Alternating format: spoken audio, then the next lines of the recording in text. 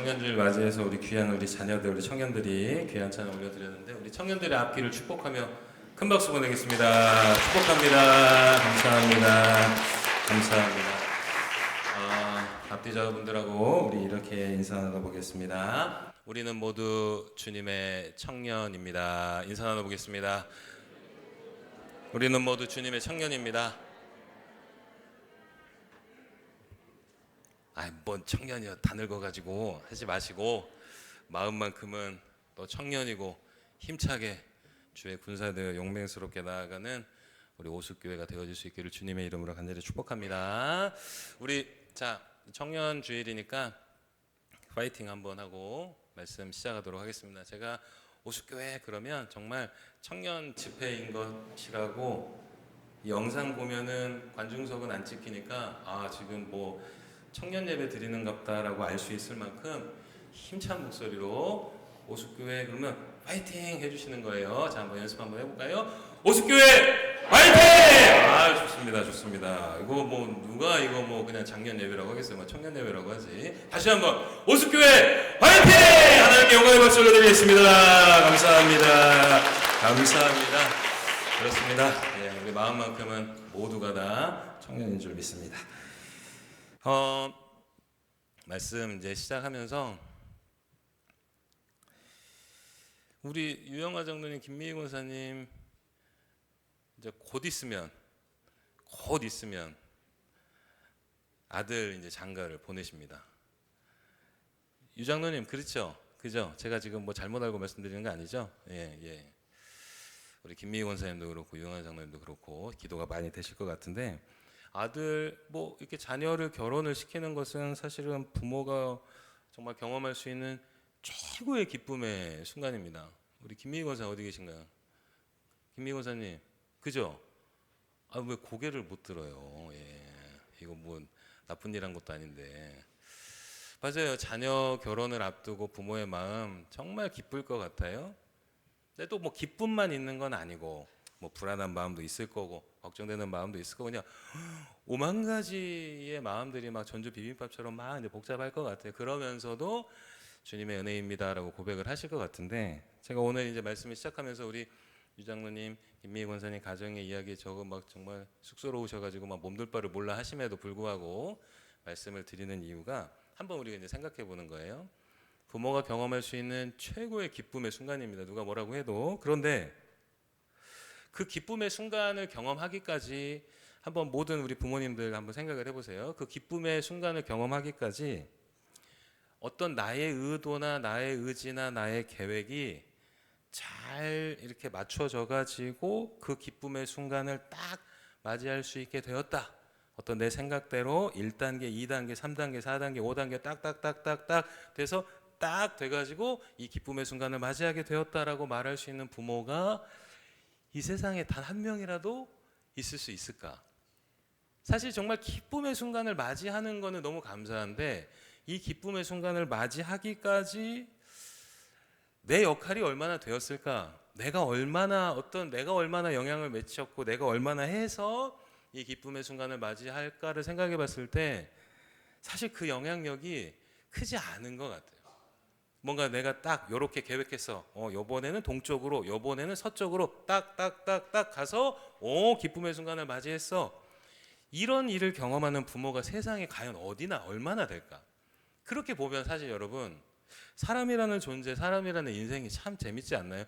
정말 기쁨의 순간을 위해서도 사실 사람은 할 수 있는 게 없습니다. 근데 또 반대로 보면 슬프고 어렵고 낙심되는 일은 말할 것도 없이 어떤 내 생각이나 계획이나 이런 예상을 벗어난 일이기 때문에 슬프기도 하고 실망스럽기도 하고 분노가 막 차오르기도 하죠. 그러면 이제 정리를 해보면 여러분 사람이 태어나고 죽는 것도 내 뜻대로 안 되고 그 중간에 인생을 살아갈 때 기쁨의 순간을 맞이하나 슬픔의 순간을 맞이하나 사실 가만히 보면 여러분 정말 사람 뜻대로 되는 게 정말 단 한 가지라도 있는가라는 질문이 안 던져질 수가 없다라는 거예요. 그러니 인생이 살아간다라는 표현은 아무리 생각해도 틀린 말인 것 같아요. 살아가는 인생이 아니라, 오늘 말씀의 제목도 그래서 한번 그렇게 지어봤습니다. 우리네 인생이 살아가는 게 아니라 살아지는 것 같아요. 바람이 동쪽으로 부니까 휙 하고 동쪽으로 좀 가게 됐고요. 갑자기 서쪽으로 확 가니까 서쪽으로 가게 됐고요.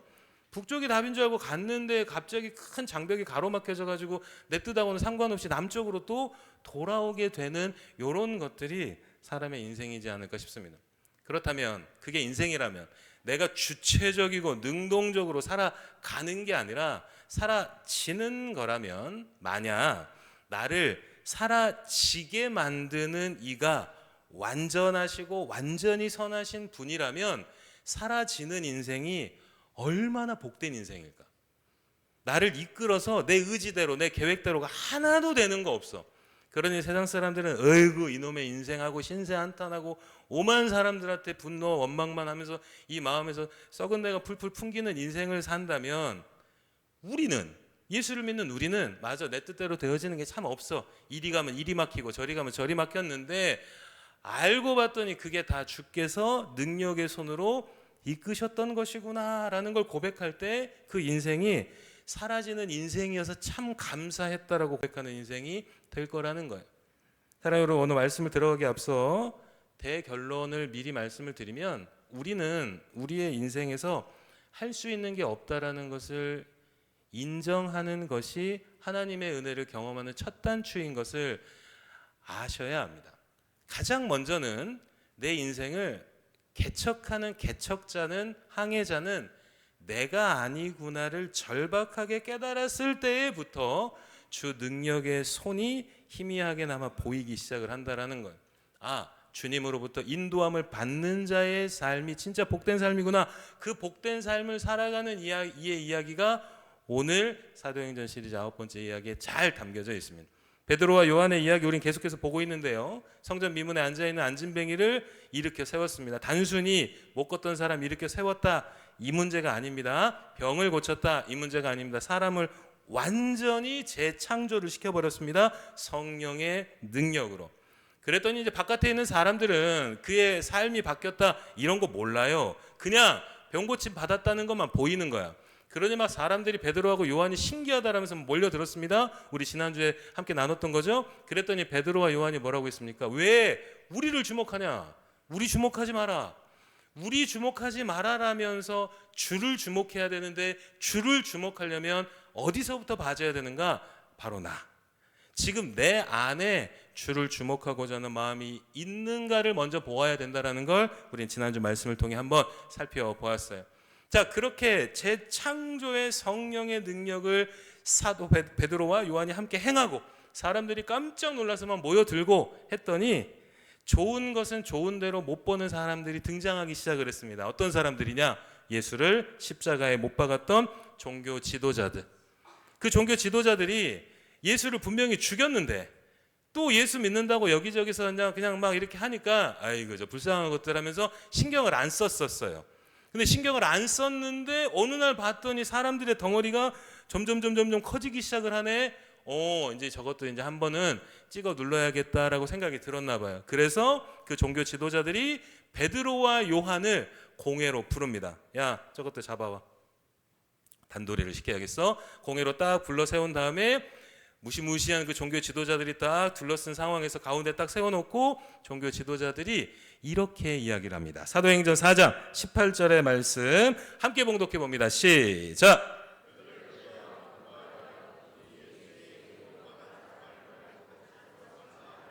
아멘. 자, 종교 지도자들이 베드로와 요한 불러다가 야, 예수 이름 말하지 마라. 존말로 할 때 이렇게 부드럽게 말하는 건 오늘이 마지막일 거야. 경고를 줍니다. 원래 못난 사람들이 막 위력을 가하죠. 자기에게 자신 없는 사람들이 힘을 막 하려고 합니다. 그러니까 유대 종교 지도자들이 또 그 방법을 쓰는 거예요. 그런데 이게 쉽게 이게 방법이 아닙니다. 상황이 아닙니다. 예수 그리스도를 실제로 죽였던 사람들이 지금 베드로와 요한을 부른 겁니다. 즉 베드로와 요한 앞에는 그들이 그렇게 따랐던 예수 그리스도를 실제로 죽였던 이들이 자신들의 눈앞에 있는 겁니다. 이 말은 무슨 말입니까? 나도 죽일 수 있는 사람들입니다. 지금 내 눈앞에 있는 사람들이 맘만 먹는다면 베드로와 요한, 우리를 죽일 수 있는 사람들이 그냥 겁박하듯이 얘기한 게 아니라 실제로 죽일 수 있는 사람들이 너네 똑바로 해라고 경고를 한 거예요. 그런데 여러분, 예수 그리스도께서 십자가에 달려서 죽으시고 난 뒤에 지금 베드로와 요한이 공회 앞에 선 여기까지의 시간은 제가 지난주에 잠깐 한번 말씀드렸습니다. 이 시간은 2달이 채 지나지 않은 시간입니다. 저 정리가 되시나요? 2달 전에 내가 따랐던 스승을 가장 비참하고 잔인하고 두렵게 죽였던 이들이 내 앞에서 너네 예수 말 하지 마라 경고했다. 복가술로 이제 얘기를 얘기했다 하는 거예요. 그때 사랑하는 여러분, 오금이 안 저릴 사람이 있을까?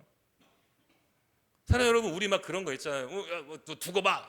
야, 두고 보자는 사람 안 무서워. 웃기고 있네. 막 이런 것도 우리 좀 뭐 감정이 상하면 싸우고 다투고 할 때만 하잖아요. 협박 같지도 않은 협박을 막 하기도 하잖아요. 그런데 그런 수준이 아니라는 거예요. 실제 예수를 죽이었던, 그것도 가장 비참하게 오만 비리와 편법으로 매수를 해서 빌라도를 구워 삶아가지고 예수를 만천하가 보는 상황에서 가장 비참하게 죽였던 그들이 너네 예수 전하면 죽일 거야 라는 말이 베드로와 요한에게 도대체 어떻게 들렸을까? 사랑하는 여러분, 정말 오금이 저릴 만한 공포스러운 상황이었습니다. 그런데 베드로와 요한의 반응이 더욱더 놀랍습니다. 사도행전 4장 19절의 말씀 함께 봉독합니다. 시작!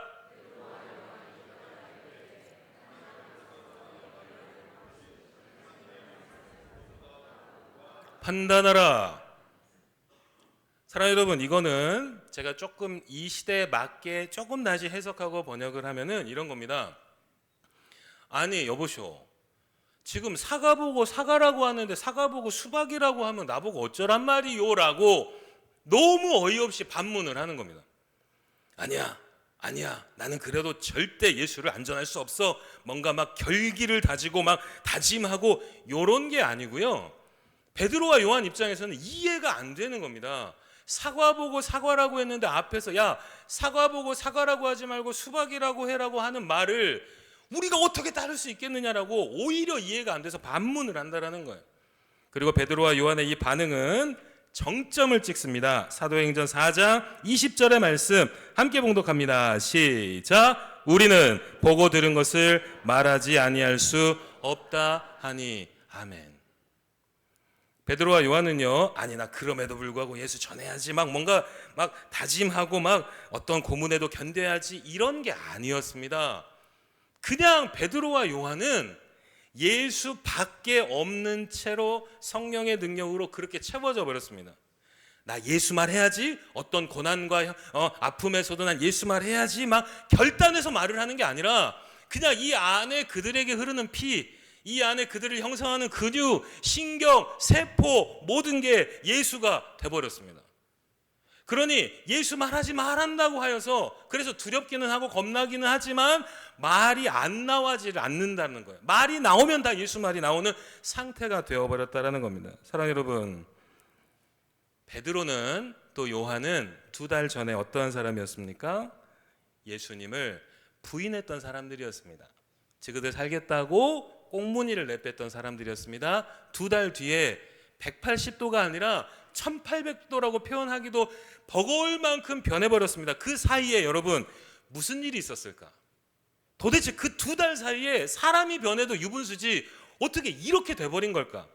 자기 목숨 부지하겠다라고 자주 말씀을 드렸습니다. 베드로 그 계집 여종 앞에서도 나 예수 몰라 그딴 놈 몰라 라고 했던 베드로가 예수를 직접 죽였던 이들 앞에서도 내가 예수를 안전하고 어떻게 산단 말인가라고 말하는 이 2달의 사이에 여러분 딱 한 사건이 있었습니다. 무슨 사건이었습니까? 예수가 부활했고 약속한 것을 기다리라고 말씀하였고 그 말씀을 죄송하고 감사한 마음을 기다렸고 성령을 받았습니다. 성령을 받자 이렇게 됐습니다. 여러분 생각해 보십시오. 베드로와 요한이 예수님이 처음에 공생애의 기간 3년 동안 예수를 안 봤습니까? 예수를 안 들었습니까? 예수를 경험 안 했습니까? 예수의 기적을 경험 안 했습니까? 볼 것 다 봤습니다. 예수와 살부대 끼고 3년을 같이 살아버렸습니다. 예수가 행했던 모든 것들을 다 듣고 보았습니다. 그리고는 도망쳤습니다. 그런데 그들이 왜 보고 들었는데도 도망쳤는가? 예수를 진짜 생명이라고 여기질 않았습니다. 그런데 성령의 능력이 부어졌더니, 그래서 이 안에 성령의 불이 타올라 버렸더니 예수가 생명이라는 것을 귀로 듣고 눈으로 봐서가 아니라 이 온 존재로 경험하게 돼버립니다. 경험하게 돼버립니다. 그러니 말하지 말한다 해서 말이 안 나오질 않는다라는 거예요. 예수의 말이 나올 수밖에 없는 상태가 돼버렸다라는 겁니다. 사랑하는 여러분, 우리 역시 마찬가지입니다. 신앙의 연수가 중요한 게 아닙니다. 사랑하는 여러분, 정말로 예수를 보고 듣는 건 눈도 아니고 귀도 아닙니다. 눈이 안 좋아지고 귀가 안 좋아지는 연세 있으신 우리 권사님들, 우리 나이 들어가시는 성도님들은 그건 뭔가요, 여러분? 성경은 그렇지 않습니다. 은혜는 그렇지 않습니다. 성령의 역사는 그렇지 않습니다. 앞을 못 봐도, 못 듣는 장애가 있어도 성령의 불을 경험할 수가 있는 겁니다. 시력이 2.0이어도 청년처럼 팔팔해도 은혜가 완전히 바짝 메말라버린 인생들이 쏟아지는 시대입니다. 사랑하는 여러분, 주님을 만나려면 눈으로 보고 귀로 듣는 게 아닙니다. 요즘 이 시대 교인들 똑똑해져만 갑니다. 은혜 없이 똑똑해져만 갑니다. 아무 쓸모없는 똑똑함. 여러분 기억하십시오. 140여 년 전에 이 땅에 복음이 심어졌고 차곡차곡 그 복음이 쌓아져 가는 데는 똑똑함은 없었습니다. 어찌 보면 조금 속된 표현으로 무식한 성도들만 많았습니다. 그때 무슨 배움이 있었겠습니까? 누가 글을 알았겠습니까? 대학이요? 고등학교요? 중학교요? 아이고 웃기는 소리였습니다. 다 못 배우고 다 모르고 무식한 이들만 판을 치던 그 시대에 성령은 불타올랐습니다. 똑똑하고 잘난 것이 있는 교회는 망해야 합니다. 망할 것이다가 아닙니다. 망해야 합니다. 그건 교회가 아니기 때문입니다.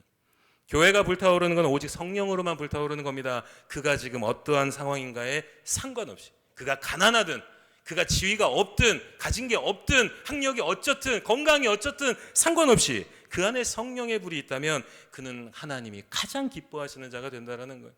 그가 얼마나 많이 가졌든 세상에 얼마나 높든 얼마나 명예가 있든 상관없습니다. 그에게 성령이 없다면 하나님이 외면하는 자가 될 것입니다.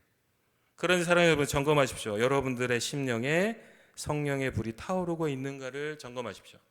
그리고 소망하십시오. 나도 베드로와 요한처럼 아무리 뭐라고 해도 내가 어거지로 결단해서가 아니라 그냥 누르면은 삑 나오는 것처럼, 온 하면은 바로 그냥 나오는 것처럼 그렇게 예수의 이름이 나올 수밖에 없도록 성령의 불타오름을 주여 경험하게 하소서. 이런 소망으로 부르짖으시기를 바라요. 베드로와 요한은 그랬습니다. 그런데 이 베드로와 요한만의 이야기가 아니에요. 이러한 사람들이 성경에는 너무나도 많았습니다. 성경 안에는 시켜서가 아니라 억지로가 아니라 그렇게 그냥 돼버리는 겁니다. 돼버리는 이들 중에 대표적인 인물이 예레미야라는 사람이 있었어요. 예레미야는 눈물의 선지자입니다. 왜 눈물의 선지자인가? 주의 은혜에 감사해서 눈물을 흘렸다가 아니에요. 얼마나 많은 핍박과 고난을 받았는지 너무너무 힘드니까 맨날 울었어요. 힘드니까. 그래서 예레미야를 보고 눈물의 선지자라고 하는데, 예레미야가 이런 얘기를 합니다. 예레미야 20장 9절의 말씀 함께 봉독합니다. 시작.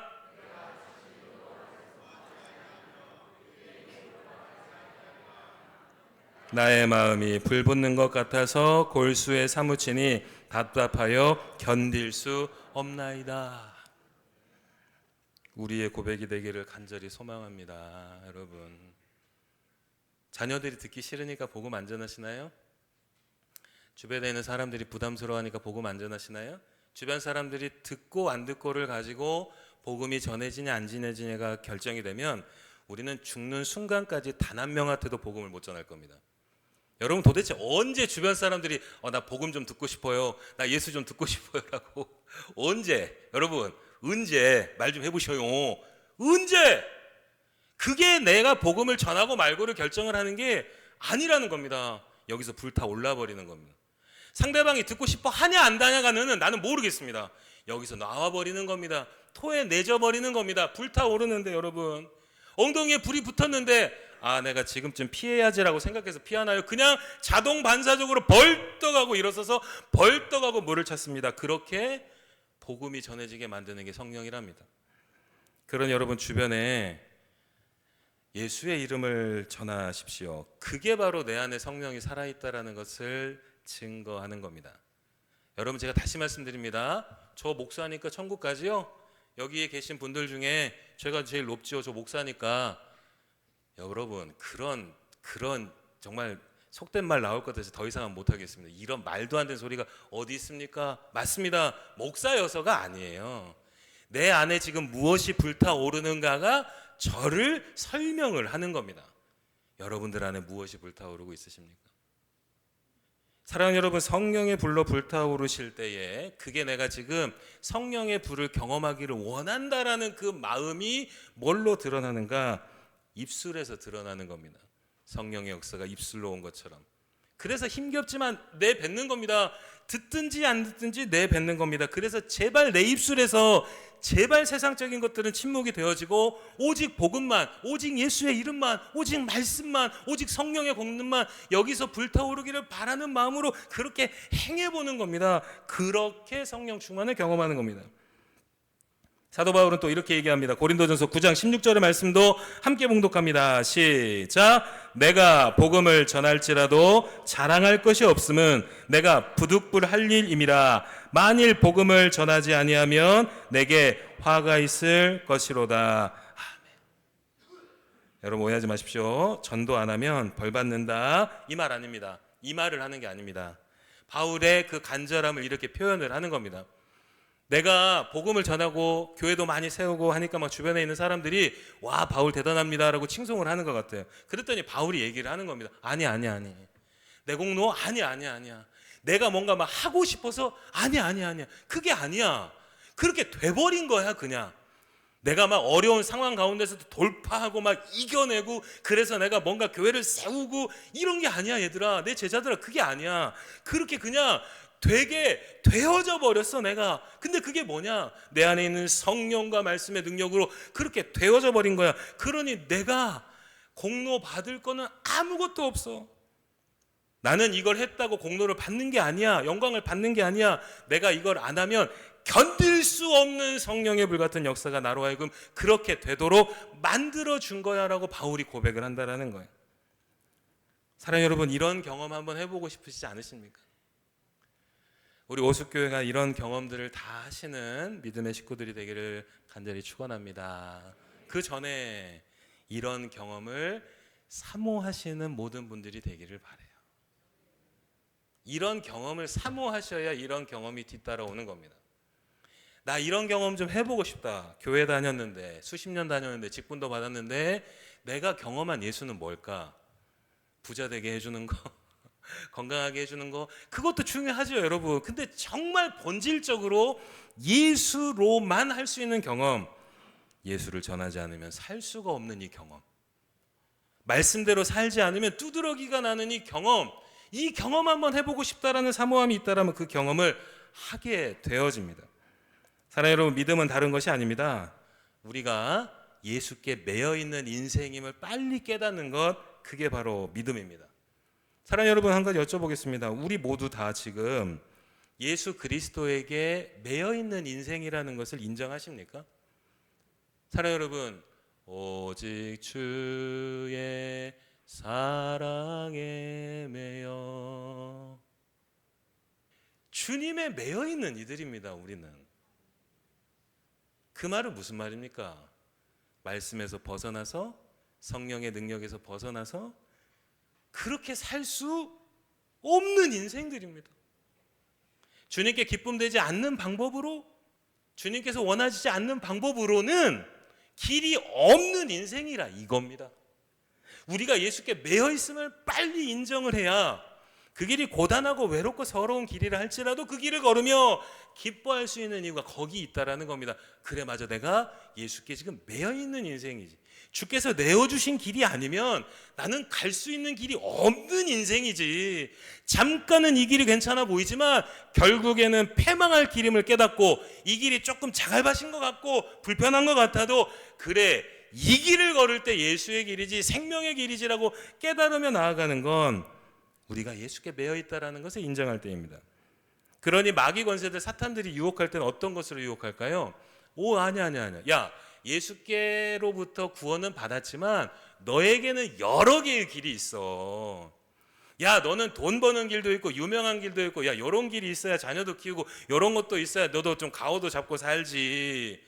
그런 길로 유혹을 할 거라는 거예요. 그러니 예수의 길이 있긴 있는데 다른 길도 참 좋아 보이네라고 우리를 유혹할 거라는 겁니다. 근데 이게 좀 시간이 가고 강화가 되어지면 이제 점점 내 눈이 예수의 길을 허접하게 보는 시선이 나도 모르게 들어와 버린다라는 거예요. 예수 그리스도 십자가를 보며 아무 감흥 없는 상태.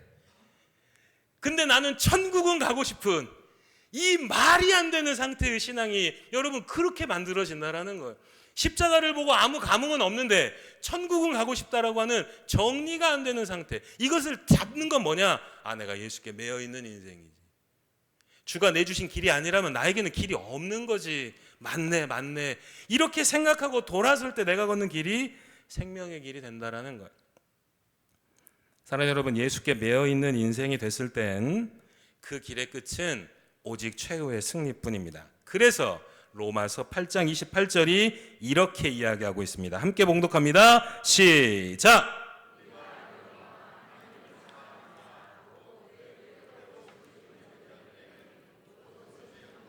선을 이루느니라. 아멘. 우리 오숙교회가 모든 것이 합력하여 선을 이루는 생명의 공동체가 되기를 간절히 축복합니다. 그렇습니다, 사랑하는 여러분. 근데 이 말을 조금 우리가 잘 해석하셔야 돼요. 이 말은 야, 좀 사이좋게 지내, 좀 같이 함께해, 화목하게 지내, 이런 의미로 받아들이셔서 은혜를 받으신다면 그것도 틀린 건 아닙니다. 그게 나쁜 건 아닙니다. 잘못된 건 아닙니다. 그런데 실제 본질적으로 이 말이 의미하는 게 무엇인지는 조금은 아셔야 됩니다. 이 말은 야, 좀 화목하게 지내라, 좀 서로 사이좋게 지내라, 이 말이 아니고, 이 말은 내가 주께 부르심을 받았다라는 걸 믿는다면, 아까 방금 말씀드렸듯이 예수께 매여 있다라는 걸 믿는다면, 진짜 그걸 인정한다면 그의 삶의 길과 결과는 반드시 주님의 선한 역사가 이루어질 거야, 이루어졌어를 선언하는 말씀이라는 거예요. 내가 삶을 살아갈 때 주님께서 나를 부르셨어. 나는 주님께 매여있는 인생이야. 주님께 두 팔 두 손 들고 항복하고 주님이 말씀하신 대로 살아가야 되는 인생이야를 진짜 인정을 한다면 그 길의 과정도 그 길의 결말도 오직 주의 선한 역사가 완성되어질 거야를 선언한다라는 거예요. 사랑하는 여러분, 예수께 매여있는 인생이라는 것을 인정한다라는 것이 얼마나 중요하다라는 것을 아셔야 합니다. 이런 비유를 한번 들어볼게요. 잘 들으십시오, 여러분. 여러분들의 능력이 한 10 정도 되는 능력을 다 갖고 계세요. 잘 생각해 보세요. 여러분들의 능력이 한 10 정도예요. 근데 능력치가 한 100 정도 되는 사람이, 능력치가 한 100 정도 되는 사람들이 여러분들한테 이거 해라고 해놨어요. 아, 내게 좀 너무 힘들어, 어려워. 근데도 막 어렵고 힘들어도 좀 능력치가 100이나 되는 사람이 얘기했으니까 저거 안 하면은 나나 우리 가정이나 우리 자식 새끼들 아주 난리가 날 거 뻔하니까 그걸 행했어요. 근데 갑자기 중간에 능력치가 한 50 정도 되는 사람이 쓱 하고 나한테 오더니 야야, 저 100이 그렇게 얘기했어? 야, 들을 필요 없어. 내 말대로 해 라며 능력치가 50 정도 되는 사람이 만약에 나한테 그렇게 얘기를 한다면 여러분들은 그 능력치 50 정도 되는 사람한테 어떤 반응 보이시겠습니까? 야, 너 저리 가. 너 50, 너랑 친하게 지내는 거 저 100한테 들어가면은 나 죽으니까 너 저 썩 꺼져. 됐어. 너나 잘해. 너 100한테 걸리면 너도 죽어. 라고 내쫓지 않으시겠습니까? 50이 와가지고 100이 얘기한 말 안 들어도 된다고, 내가 책임진다고 50이 와서 얘기하면 그게 얼마나 여러분 가짜나 보일까요? 그렇지 않으시겠습니까? 여러분 한번 생각해 보겠습니다. 이 세상의 능력치가 100이라면 사랑하는 여러분, 여호와 하나님의 능력치는 몇이라고 할 수 있을까요? 시간을 좀 오래 가져봅시다. 도대체 우리는 이 세상의 능력이 만약에 100이라고 한다면, 돈이 100이고 권력이 100이고 사람 관계가 100이고 세상적인 것이 100이라고 쳐봅시다. 맞아, 100이라고. 그럼 하나님의 능력은 몇이라고 하시겠습니까? 하나님의 능력을 몇이라고 여러분들은 상정하시겠습니까? 사랑하는 여러분, 정리가 되십니까? 우리가 하나님께 매여있는 인생이에요, 예수께 매여있는 인생이에요를 인정하지 않으면 지금 우리가 얼마나 어리석냐. 50대는 사람의 말을 듣고 그지 맞네, 50 네가 말하는 대로 해도 된다라며 100이 말하는 말을 거역하는 어리석음과 똑같다라는 거예요. 아니 그보다 더하다라는 거예요. 하나님의 능력치를 사랑하는 여러분, 숫자로 표현할 수 있겠습니까? 무량대수인 그 하나님의 말을 100 정도 되는 세상의 말을 들으며 그것을 거부해버립니다. 맞아. 사랑하는 여러분, 하나님께 매여 있다라는 걸, 예수께 매여 있다라는 것을 인정하지 않으면 그 결과가 어떻게 되어지느냐, 내가 피해를 보고 내가 사망의 권세를 가고 이렇게만 표현이 되는 게 아닙니다. 내가 너무 당당하게 하나님을 조롱하고 있는 겁니다.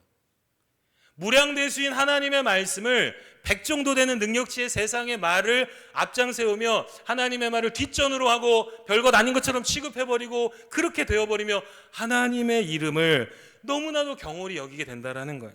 그러니 여러분, 우리는 죽을 힘을 다해 우리가 주께 매여 있다라는 것을 인정해야 된다라는 겁니다. 그런데 우리에겐 그런 능력이 없다라는 것이지요. 그러니 말씀과 성령에 의지하여 주여 제발 내 마음에 성령의 불이 꺼지지 않게 하소서. 그래서 제발 내가 주님께 매여 있는 인생임을 주여 제발 잊지 않게 하여 주소서. 저는 예배당 밖에 나가면 나가는 순간부터 또 저는 백인 세상을 보며 이게 답이야라고 저는 분명히 그렇게 살 겁니다. 주님, 그런데 제발 저를 포기치 마시고 성령의 능력으로 제발 제 안에 나는 주께 매여 있는 인생임을 잊지 않으며 살게 하소서. 여러분, 우리의 1호 기도 제목이 되어야 합니다. 그 기도 제목이 되어 날마다 그렇게 부르짖는 이들에게만 부어지는 놀라운 은혜를 로마서 8장 29절과 30절에 이렇게 얘기합니다. 두 구절의 말씀 함께 봉독합니다. 시작. 하나님이 미리 하신 자들을 또한 그 아들의 형상을 본받게 하기 위하여 미리 정하셨으니 이는 그로 많은 형제 중에서 맏아들이 되게 하려 하심이니라. 또 미리 정하신 그들을 또한 부르시고 부르신 그들을 또한 의롭다 하시고. 아멘. 합력하여 선을 이룬다라는 그 말에 부연이 되는 장면입니다. 나는 주께 매여 있는 인생이야를 인정하고 그 길을 걸었더니 그 길을 걷는 중에 세상에 100 가지고 잘난 척하고 의시되는 그런 가라지 같은 인생들이 나를 힘들게 할 수도 있어요. 그런데 그거를 이겨내고 믿음의 시선으로, 아니 나는 주께 매여 있어, 내 삶은 주께 매여 있어를 그렇게 걸었더니 결국 내가 걷는 그 길의 끝은 우리의 영화. 여러분, 우리는 영화를 이미 예정을 받고 걸어가는 인생들입니다. 오늘 이 하루도 영화가 이루어지는 인생임을 우리는 알아야 하는 겁니다. 우리 삶을 이끌어가는 것은 우리를 영화롭게 하시는 주가 내어주신 그 길을 걷는 게 바로 오늘 이 하루라는 겁니다. 사랑하는 여러분, 성령의 불을 불태우셔서 주께서 내어주시는 그 길을 말씀 따라 성령 따라 그렇게 살아가 주의 영화를 경험하는 우리 모두가 되기를 주님의 이름으로 간절히 축원합니다. 오늘 우리 모두에게 이 모든 말씀을 정말 은혜로 담고 사시기 위해 여러분 설교 다 잊어버리셔도 돼요. 이 말씀 하나 여러분들이 인정을 하건 말건은 여러분들이 알아서 하십시오. 여러분들의 인생입니다. 그러나 이 말은 하나님의 말씀입니다. 이 말씀 잘 기억하시기 바랍니다. 시편 33편 11절의 말씀 함께 봉독합니다. 시작. 한 번 더 봉독합니다. 여호와의 계획은 영원히 서고 그의 생각은 대대에 이르리로다. 아멘. 여호와의 생각은 영원히 선답니다. 사랑하는 여러분, 여호와의 생각은 영원히 서고 그의 생각은 대대에 이르른답니다. 이제 우리가 어떻게 해야 할지가 남았습니다. 이제 우리가 어떻게 해야 할지만 남은 겁니다.